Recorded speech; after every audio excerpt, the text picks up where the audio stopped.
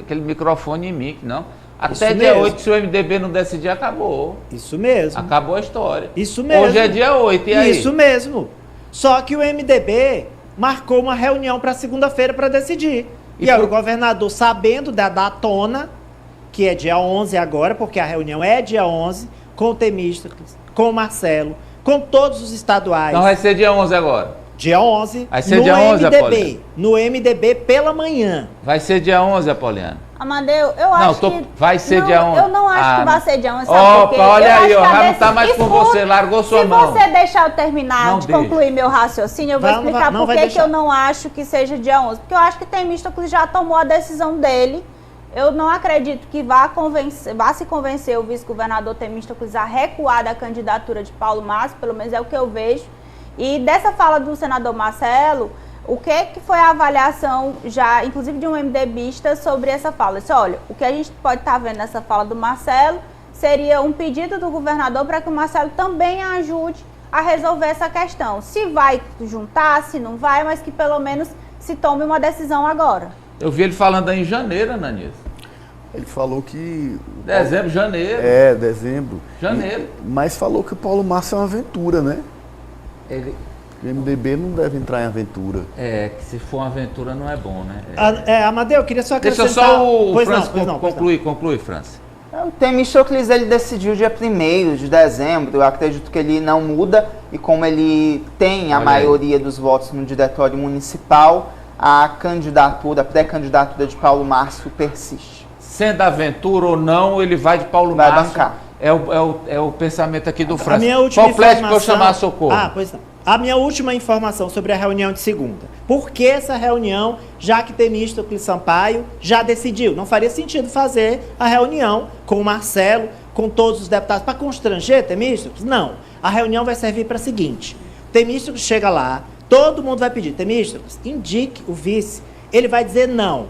Diante desse não, todos os deputados do MDB se sentirão à vontade para declarar apoio a Fábio Novo. Ou seja, vai haver um esvaziamento desse grupo. É para isso, é a última tentativa para o Temístocles dizer, não, é o Paulo Márcio. Aí nós vamos ver uma série de adesões que ainda não aconteceram, por exemplo, do Severo Eulálio, do Henrique Pires, e vão acontecer. Já declararam, né? Não, mas não, aquele Nem vídeo de... Nem todos os Vamos a MDBistas. Socorro, agora sim. Olha a Socorro aí, olha ela aí. Socorro Sampaio. Estávamos ouvindo o Rouxinol do Piauí cantando em Viena. Estavam me ouvindo? Cantando. Mas eu não cantei hoje, não. Foi Cantou. alguém que... Ele cria tantas e perde o controle delas em seguida. Tava. Gente, ouviu. Eu? Não. Nananana, tava assim. Tava. Inteligência artificial, ele cria, Socorro, e perde o controle sobre elas. Olá, Socorro, boa tarde. Eu acho que isso é inteligência artificial que estão fazendo já comigo, viu? Vamos Olá, lá, Tadeu. manchete. Boa tarde, Brasil. O terror da guerra, o horror da guerra, Ari. Chefe de equipe médica deixa mensagem sobre o horror da guerra antes de morrer no hospital em Gaza. Socorro. Pois é, são duas fotos que representam um apelo dramático, duas fotos que a gente vai ver agora, que foram hoje publicadas na rede social, no X, no Twitter, no ex-Twitter.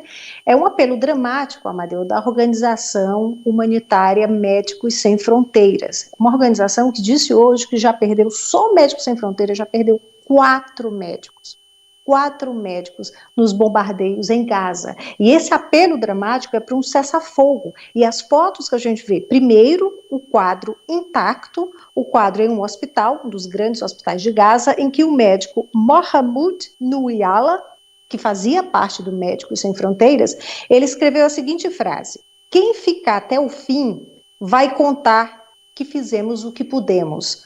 Lembrem-se de nós. Essa frase foi escrita no dia 20 de outubro. O médico morreu em novembro em um bombardeio. Então foi um apelo da organização, que é muito respeitada mundialmente. É uma organização que foi fundada na França em 1971, fundada por médicos e jornalistas, e que faz um trabalho belíssimo, principalmente em zonas de guerra em todo o mundo. o número total de mortos em Gaza, segundo o Ministério da Saúde, que é o Ministério do Hamas, já são mais de 17 mil mortos. E só trabalhadores da saúde são mais de 250 que já morreram no conflito desde o dia 7 de outubro. Mas para o Escritório dos Direitos Humanos da ONU, esse número é bem maior, o número de mortos. Por quê? Porque muita gente morreu sem conseguir chegar a um hospital. Então, essas mortes não são contabilizadas. E também ainda há milhares de mortos sob os escombros. Esses mortos não foram retirados até agora, porque a defesa civil praticamente não existe mais em Gaza. Todos os aparelhos que seriam usados para retirar os corpos dos escombros, esses aparelhos foram destruídos nos bombardeios. Então, essa é a situação. Hoje, está acontecendo, neste momento, na ONU, uma nova reunião do Conselho de Segurança da ONU. Eles vão mais uma vez votar um cessar-fogo. Dessa vez, essa reunião foi convocada pelo secretário-geral da ONU, Antônio Guterres. Ele invocou aí um artigo especial, em que ele, como secretário da ONU, diante da tragédia, ele pôde pedir essa nova votação. 4 resoluções já foram vetadas, só uma, que foi a resolução de Malta, foi aceita. Hoje, os países votam a resolução dos Emirados Árabes Unidos, que chama atenção, que chama a situação humanitária em Gaza de catastrófica, exige um cessar-fogo humanitário imediato, apela à proteção dos civis, à libertação imediata e incondicional de todos os reféns que o Hamas ainda mantém, e também pede acesso humanitário na faixa de Gaza. A gente sabe que para essa resolução ser aceita, são 9 votos, nenhum dos 5 que tem assento permanente, uma cadeira permanente no Conselho de Segurança da ONU pode vetar, o que já aconteceu, e o que possivelmente, Amadeu, vai acontecer é que vai ter veto, porque os Estados Unidos já se manifestaram hoje que são contra, atenção, Estados Unidos mais uma vez contra um cessar-fogo em Gaza. Amadeu. E o horror, conforme você trouxe, vai continuar. Por falar em ONU, a ONU também está debruçada no caso Venezuela-Guiana. Hoje, o Conselho de Segurança da ONU também vai se reunir. Essa reunião está marcada para começar às 5 da tarde, horário de Brasília, 3 horas da tarde, horário de Nova York. Os membros do Conselho de Segurança da ONU vão se reunir para discutir o aumento da tensão entre Venezuela e Guiana, assunto que a gente tem falado aqui durante toda a semana. É uma reunião a portas fechadas, não haverá transmissão. Então, só sabe o que vai acontecer os 15 países que fazem parte do Conselho, e só depois é que será anunciada, o Conselho informa a decisão que foi tomada.